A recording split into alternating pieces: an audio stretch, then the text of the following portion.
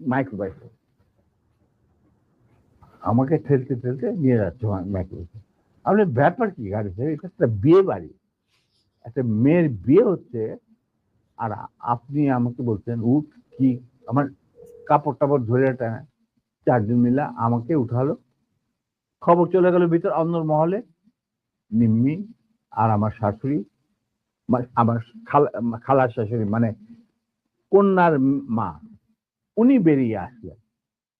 ওনারা আসলেন যে কি ব্যাপার, দেখে যেরকম আমাকে ঠেলাঠেলি করে উঠানো হচ্ছে মাইক্রোবাসে।